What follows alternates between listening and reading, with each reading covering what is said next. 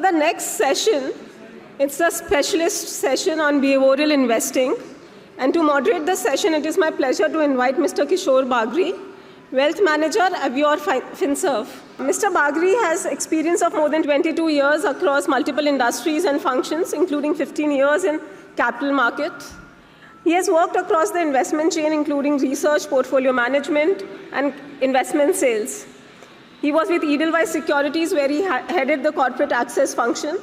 He previously worked with ING Investment Managers as Senior Vice President and Portfolio Manager, managing INR 2,000 crores of AUM, including 400 crores of offshore assets. He also managed funds and multi-manager portfolios were later subsumed into quantitative strategies. His capital market stint began with Dimension Securities Private Limited, where he was a research analyst. Mr. Bagri has also worked in various roles and functions in financial development and financial services, FMCG and telecom industry.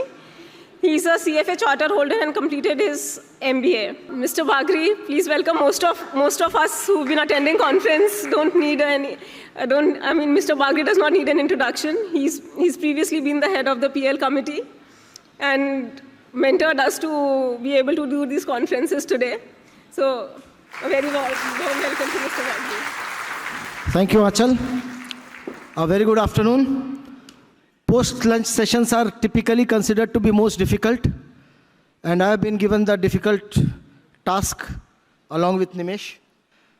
So as you are aware, this is a specialist session where we will be talking about behavioral finance and investing, and we have none other than Mr. Nimesh Chandan with us. Who has been a very, I would not say totally pioneer, but yeah, as far as the Indian context is concerned, a very path-breaking voice in terms of behavioral finance and investing.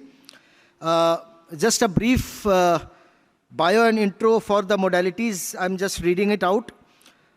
He is the Chief Investment Officer at Bajaj Finserv currently, a veteran investor professional with over 2 decades of experience in investing in the Indian capital markets. Nimesh has established track record in managing funds and advising clients, both domestic and international, retail as well as institutional. Over the years, he has developed an investment process that generates alpha through informational, analytical, as well as behavioral edge. He has been part of the mutual fund industry for over 17 years, where he managed products across market capitalization and themes, and developed models on sustainable investing, quant investing, and asset allocation. He is a keen follower of behavioral finance, as we have been already mentioning. And he has been writing and creating podcasts and blogs and the role of psychology in investment decision-making to the broad investment community at large. He has developed a set of processes and tools that help reduce one's behavioral mistakes and understand the crowd or market behavior. Prior to joining Bajaj Finserv, he was associated with Canara Robeco Asset Management Company as the head of investment equities. Over to you. Good afternoon. I don't know, Bagriji, there is some music playing in the background somewhere. Somebody's playing some music behind the stage, which is actually more interesting, I guess, than what I'm going to say, but either put it on loudspeaker or we can stop. So they have associated you with not only being a behavioral guy, but also a musical guy, it seems. So good afternoon, everyone. It is an honor and privilege to address you all today, and thank you, CFA Society, for giving me the opportunity to speak to you all. There are 2 shifts in presentations that I dread. One of them is this shift after lunch, which is famously known as the graveyard shift. And the second shift is when I have the last session and people are waiting for drinks and dinner.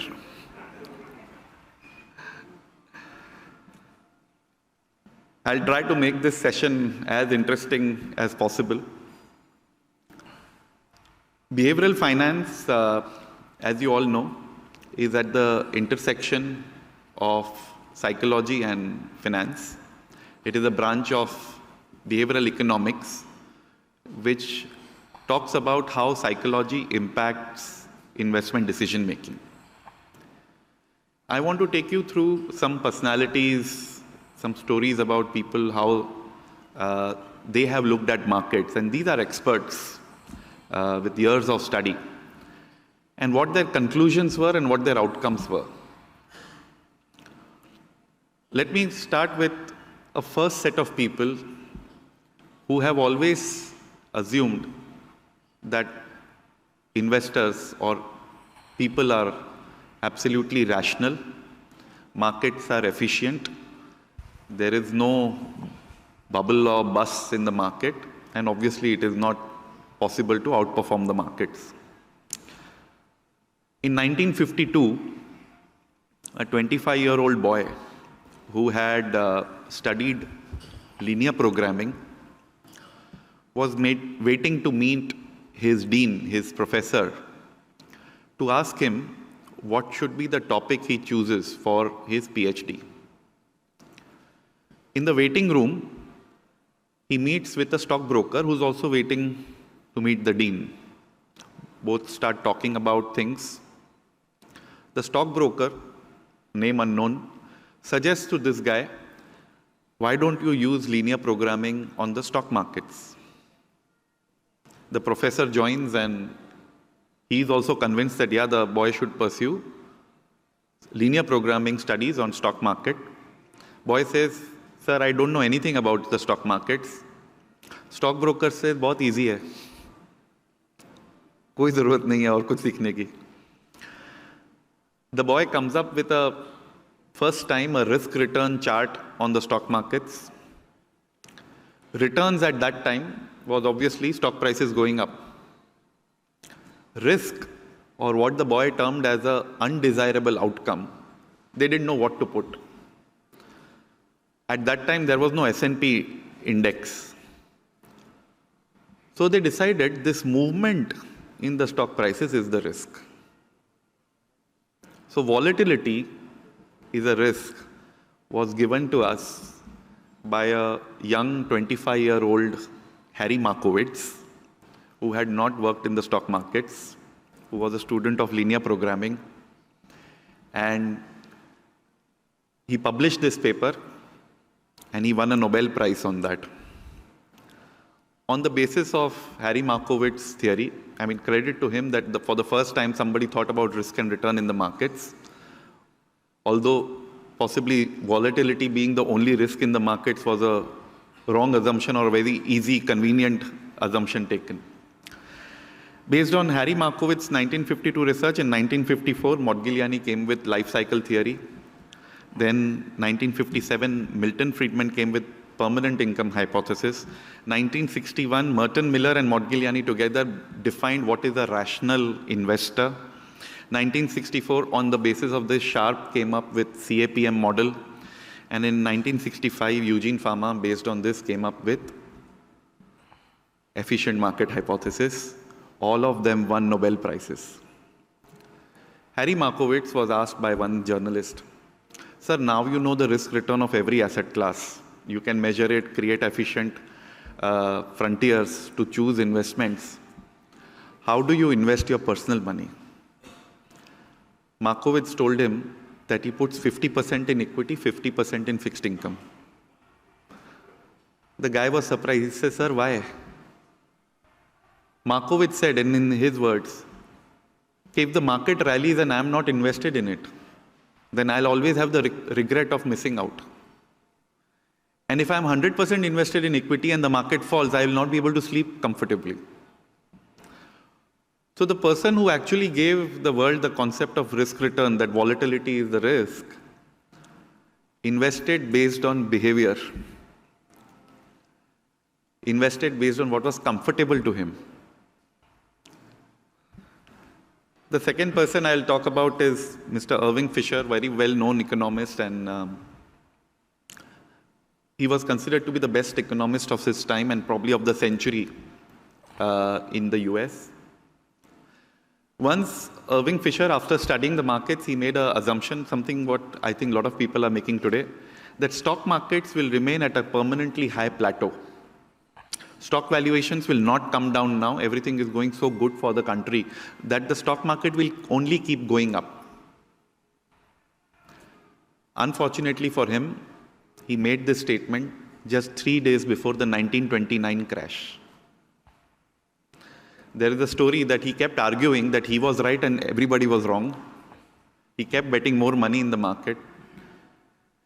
It is said that he lost his house, which was then bought by Yale University and given to him because they didn't want their celebrated professor being out anywhere.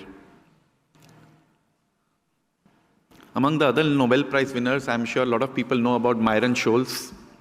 The Black-Scholes model, I think, now is more popular among retail because they have learnt it from YouTube and are practicing it on Excel sheet. So Myron Scholes, Merton Miller were the guys who gave us these theories, and they won a Nobel Prize for it. A lot of you would remember they were also founders or co-founders of long-term capital management. They said risk-free profits can be made in the market, and because these are risk-free profits, you can leverage 100 times on them and make 100 times some money. One of them, I don't remember whether it was Myron Scholes, Merton Miller or so, used to go in the meetings where he had mastered a trick. He would suddenly bring out a penny from his sleeve, see, this is how we are collecting pennies, and we can do this forever and 100 times leverage, and we can make risk-free profits. I'm sure a lot of you know how long-term capital management ended. A lot of people did try to copy them. There is a case in the book, When Genius Failed, where it's about LTCM, where it said that Federal Reserve had to bail out parties who had lent to LTCM and had copied LTCM. And for the first time in the Federal Reserve boardroom, there were not enough leather chairs to accommodate the parties affected. So a lot of the big bankers at that time was sitting on foldable steel chairs to look for money for a bailout. All these people went with the assumption that people are rational, markets are efficient, nothing can go wrong. Now let's look at some other personalities. In 1952, where Harry Markowitz was sitting in the room waiting for his dean, a professor, was writing a book. His name was Benjamin Graham. He's written a book called The Intelligent Investor. If you read The Intelligent Investor, in the very introduction of the book, on page 8, Benjamin Graham writes that in this book, we'll be talking a lot about the psychology of the investor because the chief enemy of the investor is likely to be himself. And later on in the book, if you go, you find him actually talking about volatility as an investor's friend. He comes up with a concept of Mr. Market. Think of Mr. Market as your partner. Every day, Mr. Market comes to you. He's your partner. He will want to buy your share in the business. Depending on his mood, he will quote a very high price or very low price. And he's ready to sometimes sell the business to you at a very cheap price and sometimes buy at a crazy valuation. He said this is volatility, and an investor should use this volatility for investing.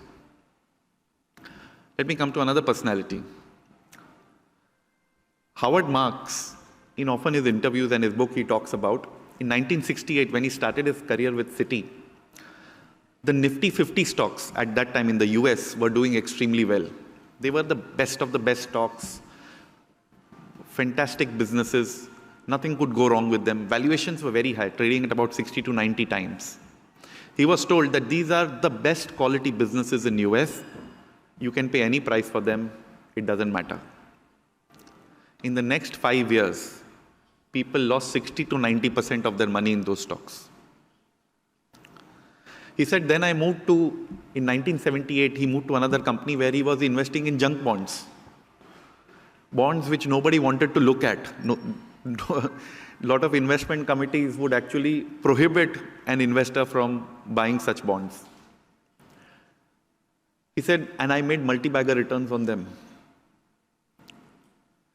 So it is not what you buy, but what you pay. And when markets become euphoric about something, they take it to crazy valuation. At worst, if you invest at that time, at worst, you will make lower compounding. A huge loss, and at best, a lower compounding. Obviously, no discussion of investment can end without Warren Buffett. Warren Buffett doesn't use any huge screeners or algorithms to invest. He simply says, be greedy when others are fearful and fearful when others are greedy. What I have understood from all these cases is that investor behavior is extremely important. Crowd behavior can be an opportunity for you. Crowd behavior can be a threat for you.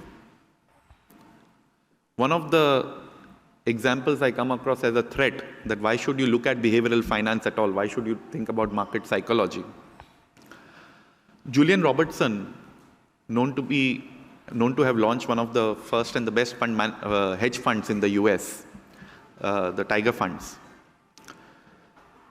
By 1996, they had AUM of about $25 billion, doing extremely well. The later numbers I have not found anywhere, but I believe that by 1999, they would have much higher AUM than $25 billion. They had invested in dot-coms in 98, made money in 99. But then the valuations became crazy, so Julian Robertson started shorting them. In his letters to the investor, he wrote that these are crazy valuations. People are paying market cap per click and market cap per eyeball. That is stupid. So I will short these stocks. Between April 99 and September 99, all the stocks he had shorted had doubled. Because of losses, AUM was going out. Ultimately, by March 2000, he had to shut down the fund. The fund had come down to an AUM of $6 billion because of redemptions and losses. And he wrote that I can't work in this international environment, and that's why I'm shutting down. Irony, after he shut down, all the stocks he had shorted went down by 90%. So when we quote things like markets can remain irrational longer than you can remain solvent, yeah, so knowing crowd psychology, market psychology is important to make money as well as to protect yourself from losses. I'll just quickly say a few things about my journey. I started my journey as a sell-side analyst in year 2000. And imagine, I was an IT analyst in the year 2000. It's like the party is over, the next day when the cleaners come in the room, at that time I became an analyst for this. So I've seen stocks fall 60, 90%. I've seen on April 10, 2003, Infosys fall by 40% in a day.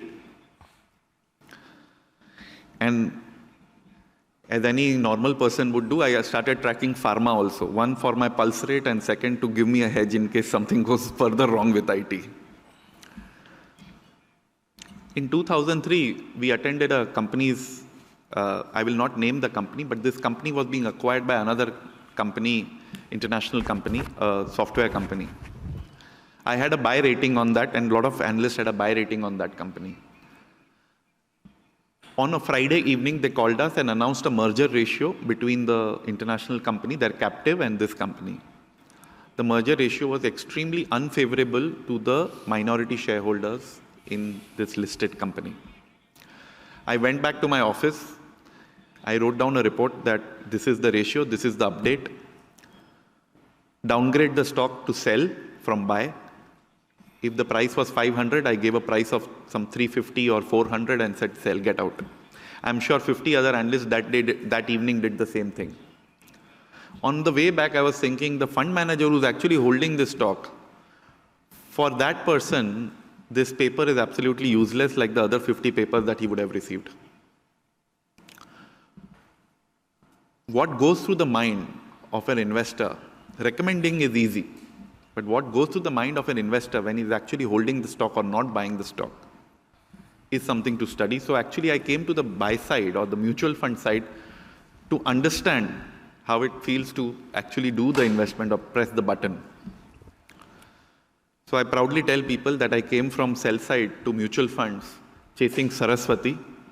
Thankfully, Lakshmi followed, so I'm fine right now, thank you. Over the years, I have tried to learn more and more about behavioral finance. I did a short course with Hirsch Sheffrin in Amsterdam Institute of Finance to understand some of the tools better. And over the years, developed some tools from decision sciences to improve decision making in investing. And for the past few years, I've been doing some presentations and I've written some articles which I hope can help people be better decision makers in investment. So I'll stop here and maybe take on some questions now from Kishore and you guys. So as a moderator, I am now in a fix, so I'll try to just reverse the whole thing. So if you were in my place and if I were in your place, what would be your first question to me?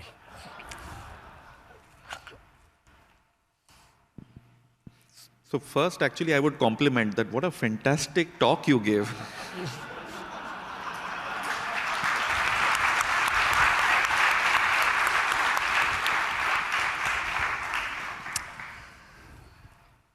The second question would be, अभी ज्ञान छोड़ो पैसा कैसे बनाने का? So, okay, so now you gave a lot of examples of various illustrious and illuminaries, Nobel laureates who came out with model after model, model after model, and none the models that you may be thinking, but more mathematical and financial models. But at the end of the day, as you pointed out, most of them never followed the model in terms of investing. So how would you kind of then reconcile the fact of doing all this exercise of so much of analytical assessment, analysis, modeling, etc., where ultimately it all boils down to the behavioral approach and aspect of investing or creating wealth or making money?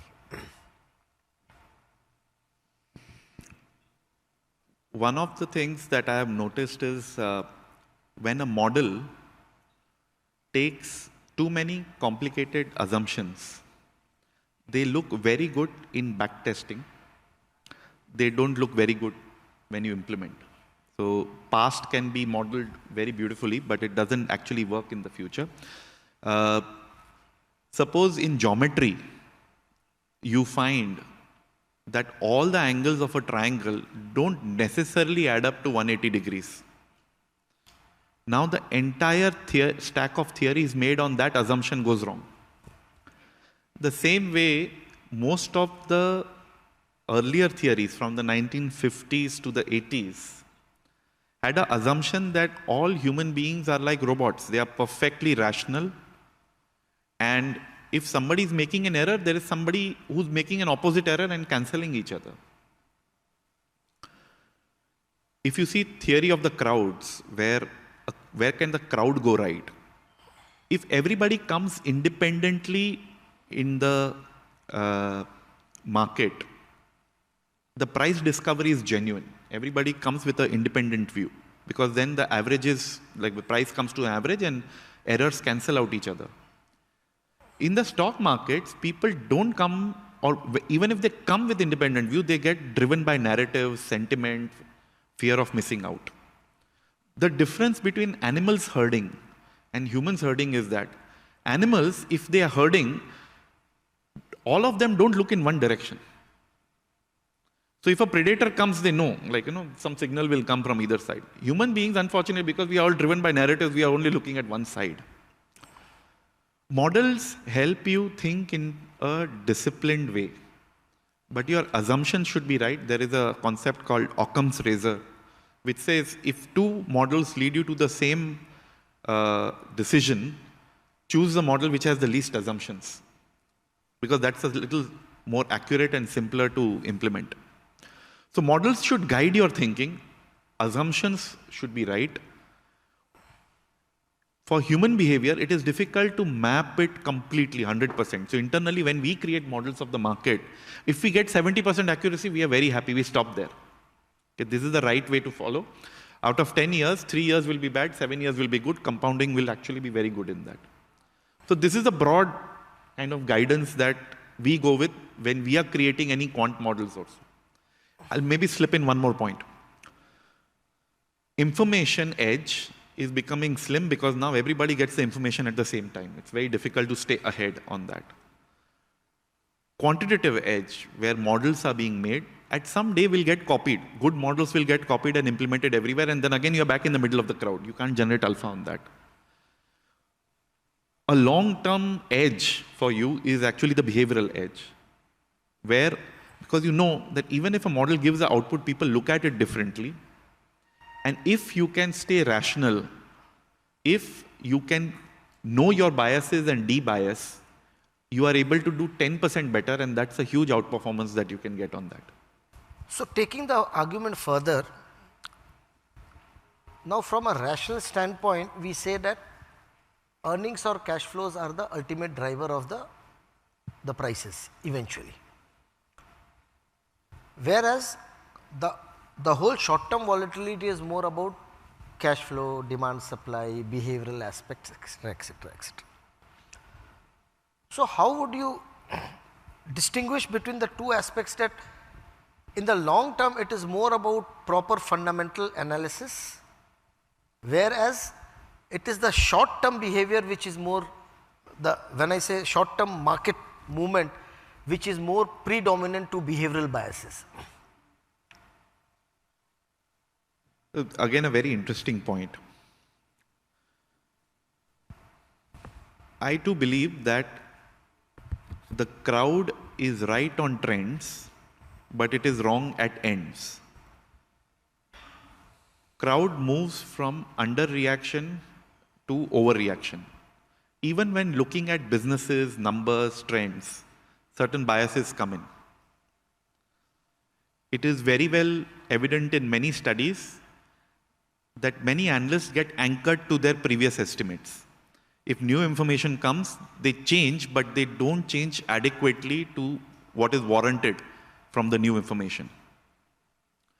So market momentum is based on an underreaction theory, which is based on biases like anchoring and representativeness.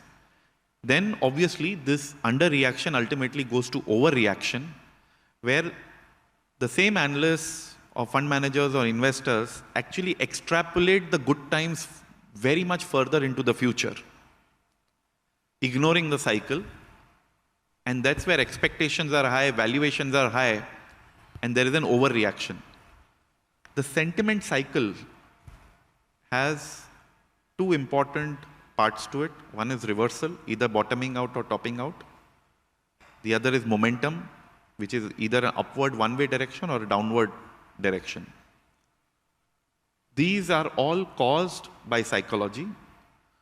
There is if you see economic numbers move in a certain range, say between 6 and 8% GDP growth, nominal GDP growth between 10 and 12%. Earnings growth you will find maybe moving between 13 and 15%. But with those numbers in the background, stock prices move within 50 and 100%. So we are not pricing in just the numbers, we are pricing in our perceptions about the future also in these numbers. And that's why even for a longer term, understanding what is priced in, what is the sentiment which is priced into the number right now is very important.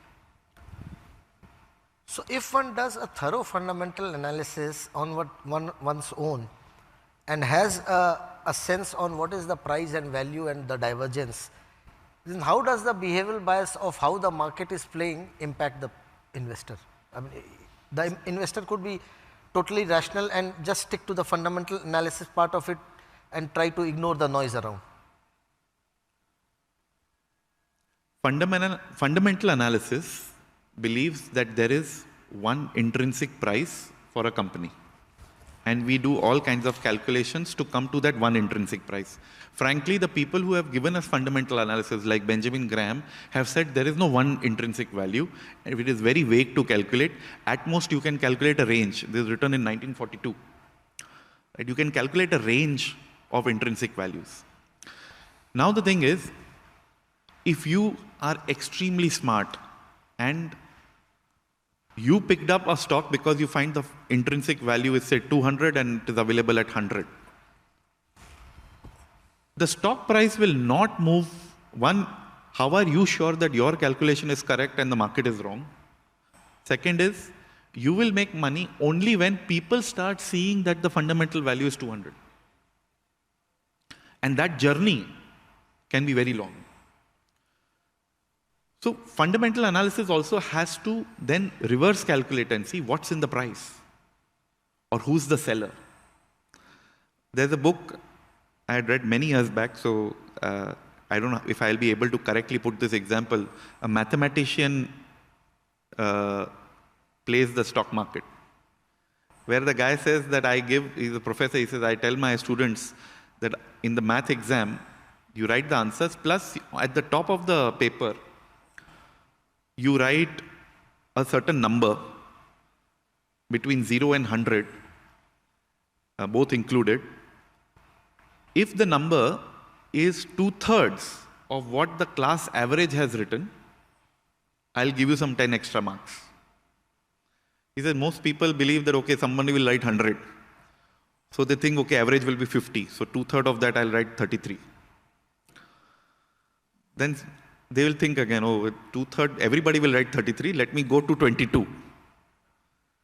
And then finally he says, final answers are somewhere around 14. Now, if everybody had thought in a perfect fundamental way, they should all write 0. 2/3 of 0 is 0. Everybody would have got 10 marks. But if you are the only smart ass in the class who wrote 0 and everybody else has written 14, you don't get the marks. As John Maynard Keynes also said, it's like a beauty pageant, right?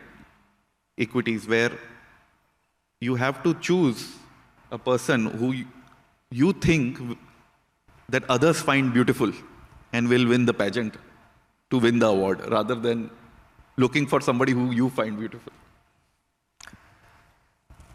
So getting to some basics again from a behavioral finance aspect. Now, there are a lot of common biases that impact investment decisions.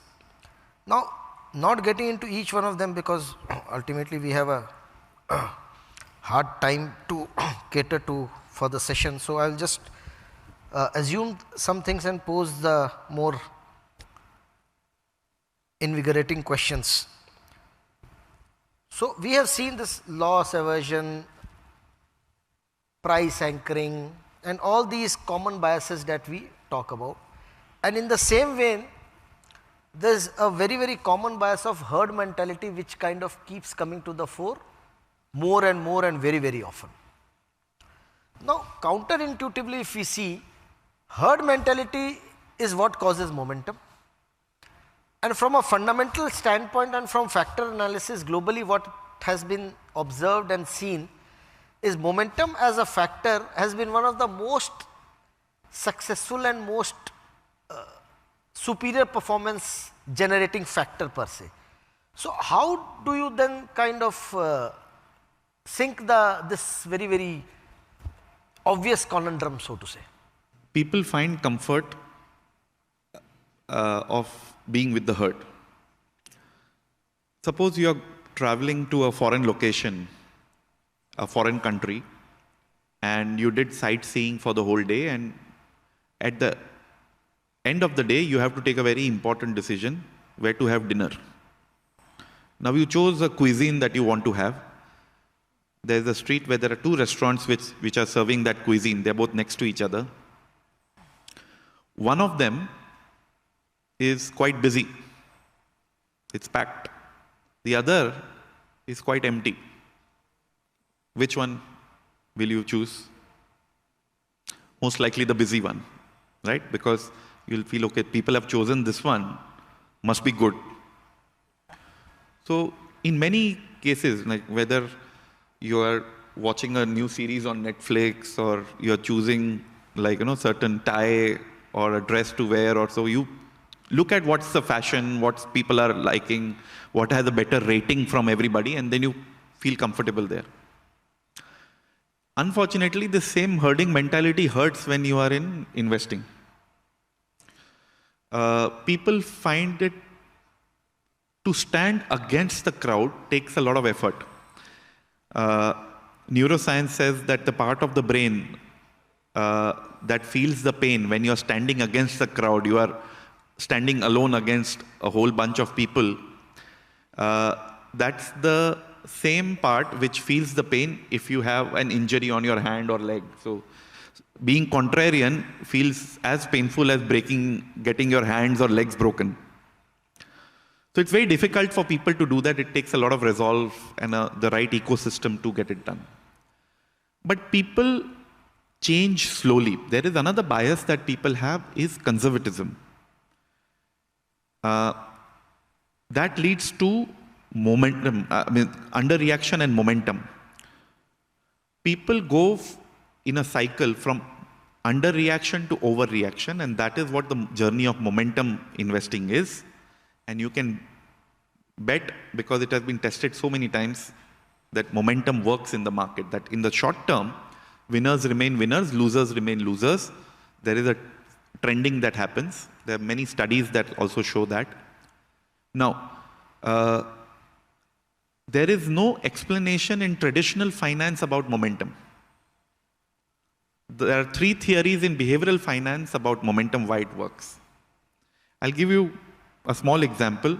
Suppose a company, relatively unknown, comes up with very good quarterly numbers. Investors will see those numbers.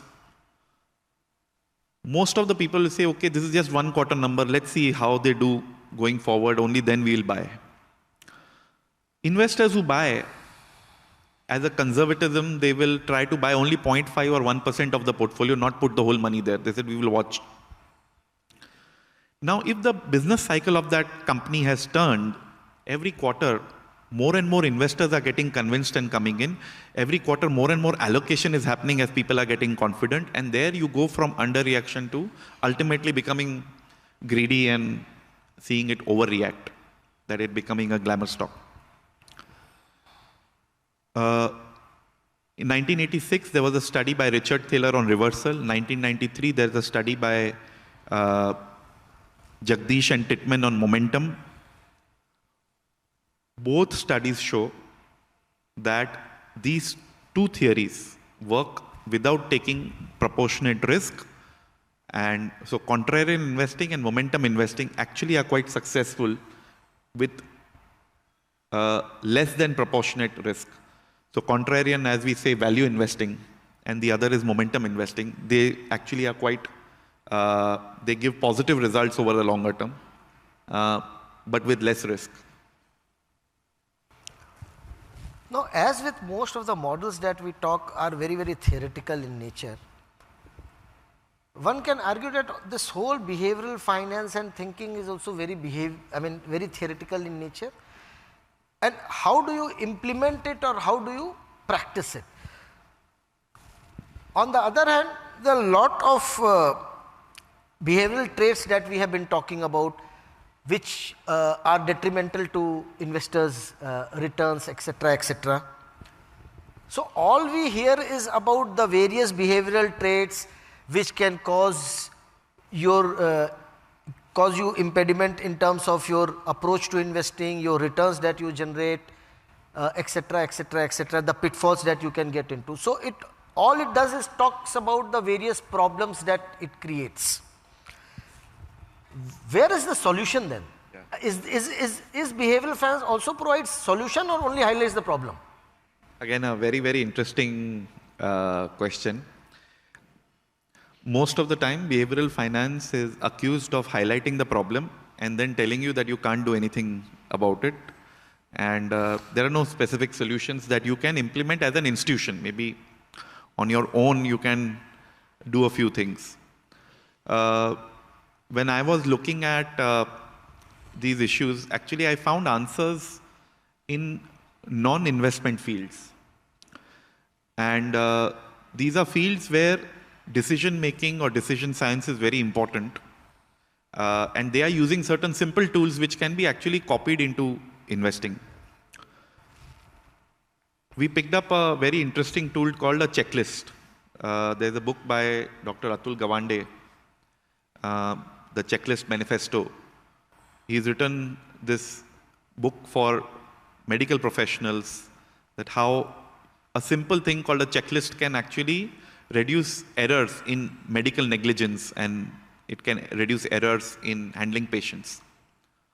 The same thing we are implementing at Bajaj Finserv AMC as an investment checklist to reduce our own errors where we neglect certain data, or to get us to focus on the right data.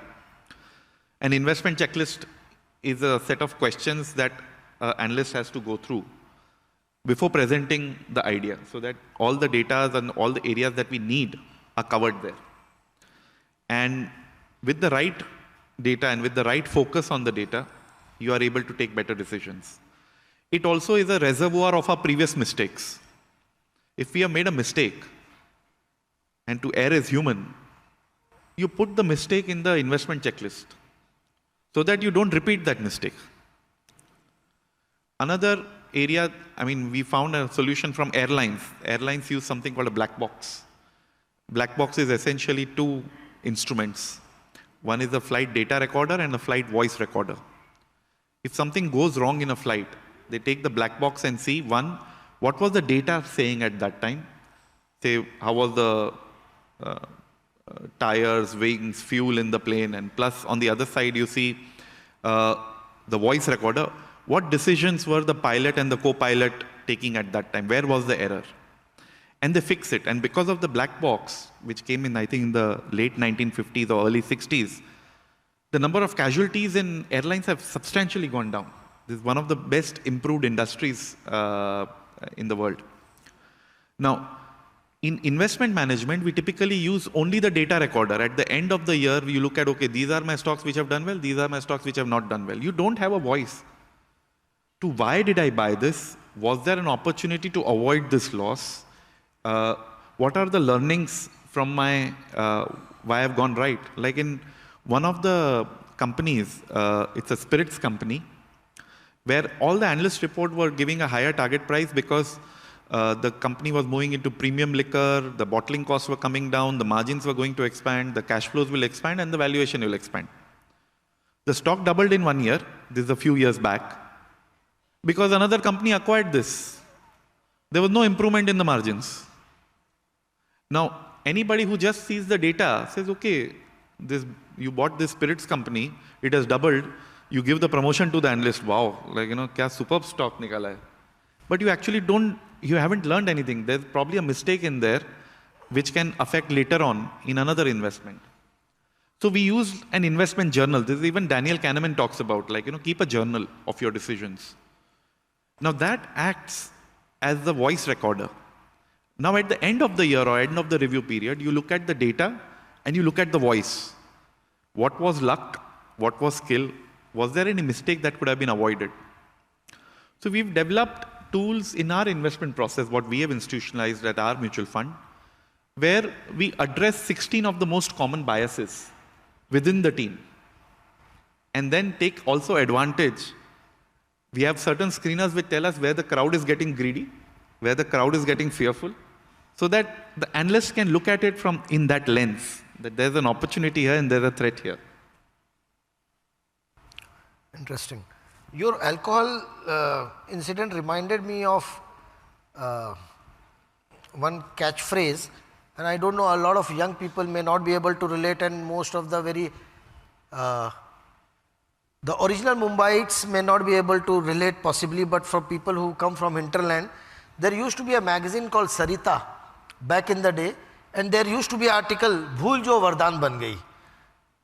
So this alcohol example kind of gives me that color where the stock was bought for the wrong reason, but the outcome was positive.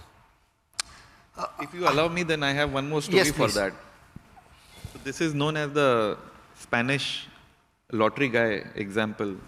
There was a guy in Spain who was looking for a lottery, and He went around asking people, he wanted a lottery with the number 7 in it. He went around a lot of places, he couldn't find that lottery. So it became news that there's one crazy guy looking for a lottery with number 7 in it. Sorry, 47. Sorry, I've kind of spoiled it maybe. But maybe restart that. He was looking for a number 47 in the lottery. And he went around, and it became a news everywhere. And finally, he got to some corner shop, he got this lottery. And on the day of the draw, he won. Now everybody was like, asking for a press conference with this guy. Like, please tell us, how did you know that this lottery with number 47 in it will win? So there is a press sitting there, paparazzi sitting there. He's on the stage. He says that, I picked up this lottery because I had a dream about it. So the journalist asked that, did you dream about the number 47? He said, no. I dreamt about the number 7. But I continuously dreamt about number 7 nights in a row. And as all of you know, 7 into 7 is 47. Okay, a couple of quick questions since we are running out of time. And there are a few audience questions which I'll kind of jumble it up because most of them seem to be giving the same sense. So how would you categorize the current Indian market situation from a behavioral standpoint within these 3-4 factors?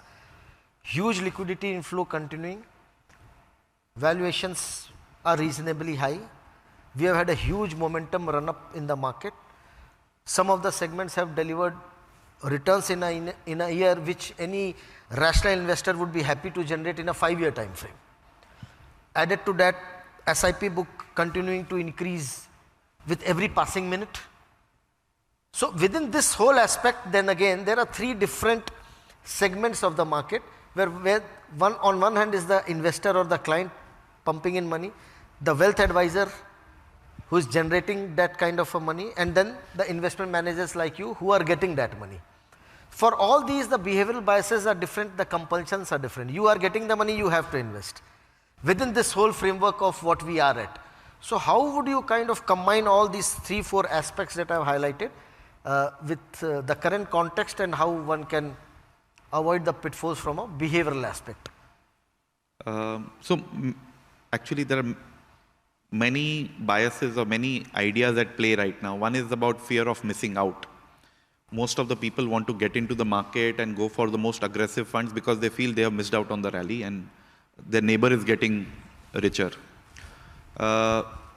Second is there is a bias called base rate neglect. Over a longer term, the Indian markets have given about 14 to 16% return, depending where you start counting. Last 2 years have been fantastic. Somehow people are expecting this 40-50% return to continue. If you tell somebody that there's going to be a correction, then you look like a fool. Third, lot of new accounts are getting opened by youngsters who think making money has become very easy. And a lot of people are going to F&O for that. There is high short-termism. There is also overconfidence. SEBI comes out with a report 2 years back that 89% of the retail investors are losing money in futures and options. I think last month they came out with a report that 70% of the traders are losing money. Thankfully, married men are better than the bachelors. But whoever is investing feels that they are in that 1% or 10% who will actually make money, who will actually be successful. The others are idiots. So all these are creating, in certain pockets, a kind of a bubble. Earlier, I remember, and Hemendraji is here, he will talk more about it maybe. We used to admire investors who used to buy stocks which are undervalued, hold them, good companies, hold them over the years, and they become multi-baggers. And right now, I think more followers go to a YouTube channel which shows them how to make 10%, 5% quickly by doing a calendar spread or an iron condor or some option strategy. Earlier, we used to buy undervalued stocks and then wait patiently for a trigger. That this is a very good value, it will go up. Now we are only looking at triggers irrespective of valuation. If a defense company announces they've got an order of 1,000 crores to be delivered in 2060, that stock will hit upper circuit today. And the investors who buy will be out by the end of the month or maybe by November, irrespective of valuation. I remember, when somebody used to say earlier, 10 years back, this company has got an order which will be in 2060. We used to say, "Arey, 2060? Now people say, "Acha, 1,000 crore? Wow." The words that you highlight in the sentence have changed completely. And typically people open new accounts to buy. They don't open new accounts to sell. So the more new accounts that are getting opened now, it's about people who are trying to catch up, who feel that I missed out because I was in FDs or in fixed income securities somewhere. Let me break those FDs and put it into the market, which I think is, at least in certain pockets, is wrong. I don't want to market myself because you started a large cap NFO, please look at it. Less risk. But yeah, that's the gist of it. So time was up 3 minutes back, but I will just finish up with one last very catchy question and to put you in some kind of a dilemma, maybe the last quick response.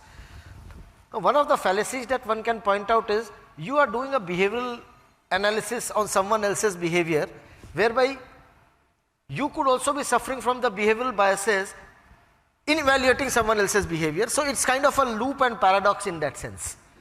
So is there any third party neutral eye to kind of take cognizance of this, or it just continues to go into loop and loop? So again, interesting. See, the first rule when you learn about behavioral finance is to look in the mirror, accept that you are human and that you can make mistakes. There is a story that in old Roman Empire, whenever a general used to win the war and come, and he used to walk through he used to go in his chariot through the city, they used to have one person following that general and talking something like in Latin, memento mori, remember that you are human, right? Your ego and your overconfidence should not be going so high that, I can win anything. Because that brings downfall. So it is important to first accept that we are all biased in some way or the other, whether subconsciously, consciously, we understand it or no.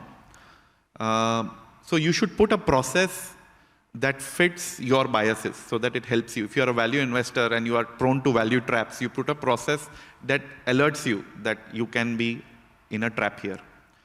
Second very important thing is to network with the right people, which I think no textbook or no institute tells you. If you are a long-term investor whose drinking buddy is a day trader, right, you will not be able to follow the discipline. Drink with them, but don't discuss your investments then. But idea is to have the right network of people. If you are an institution, having the right set of people who can understand what your strategy is and help you stick to that discipline. If you find a good strategy, if it is working 70% of the time, all it requires is discipline to stick to it. And then I won't say it is easy, but it is then simple to make money. And keep improving. Before taking advantage of the crowd's biases, reduce your own biases, and then look at taking advantage of the crowd bias or the market bias. And institutionalize, keep a process and stick to it. Well, we are already out of time, so thank you so very much for very, very insightful behavioral aspects